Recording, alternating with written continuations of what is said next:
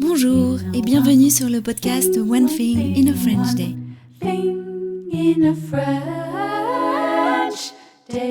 Aujourd'hui, mercredi 10 janvier 2024, cet épisode, le numéro 2315, s'intitule « Le réveillon du 31 ». J'espère que vous allez bien et que vous êtes de bonne humeur. Je m'appelle Laetitia, je suis française, j'habite près de Paris et je vous raconte au travers de ce podcast un petit bout de ma journée. Vous pouvez découvrir sur le site internet du podcast onethinginafrenchday.com un sondage pour partager avec moi vos résolutions ou non concernant le français en 2024, mais aussi les différents transcripts qui existent, les deux versions du transcript. C'est donc le texte qui est envoyé par email à chaque fois qu'un épisode est mis en ligne. Donc ça aussi sur le site du podcast onethinginafrenchday.com. Le réveillon du 31.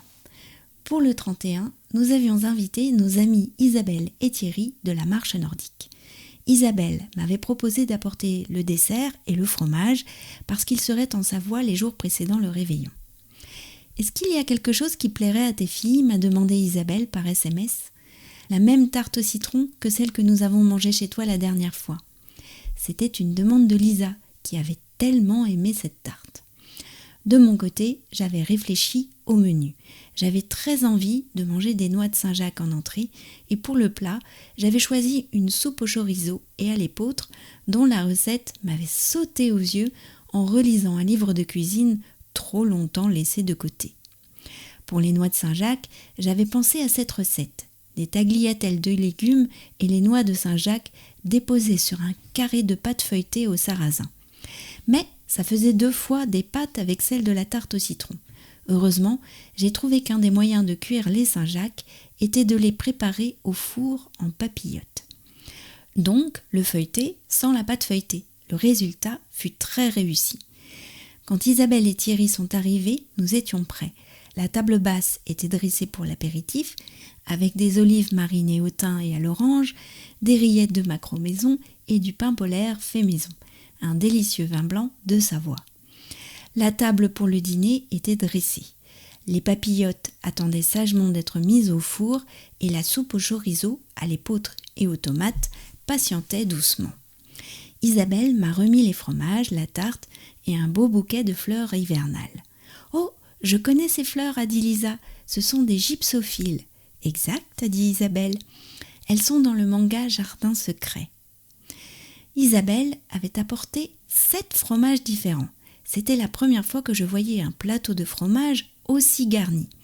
Et Thierry avait apporté pour accompagner un vin jaune du Jura et des noix de Savoie qu'il avait passé l'après-midi à décortiquer. Le vin jaune est un vin très particulier. Il est présenté dans une bouteille à la forme particulière, le clavelin. C'est un vin issu du cépage savagnin. Les raisins qui ont surmûri sont atteints de la pourriture noble. C'est vrai qu'il est jaune, un beau jaune ambré qui lui vient de son élevage sous voile. C'est un voile de levure qui se forme dans les fûts de chêne. Mon père nous parle toujours d'un poulet au vin jaune qu'il a mangé une fois dans le Jura et qui était tellement bon. Voici la liste des 7 fromages de notre plateau. Du fromage à raclette, du gruyère 24 mois, du beaufort fruité, du comté 12 mois, de la tome au marc, du morbier et du roquefort. Tout était super beau. Mention spéciale pour la tome au marc, une vraie découverte pleine de parfums. On s'est régalé. Nous avons laissé passer un peu de temps avant de présenter la tarte au citron.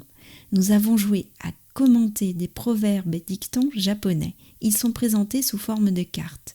Certains nous ont beaucoup fait rire, d'autres étaient très beaux, certains très violents et d'autres assez tristes.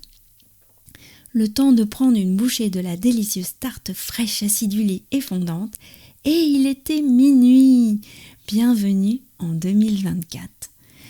One Thing in a French Day, c'est fini pour aujourd'hui.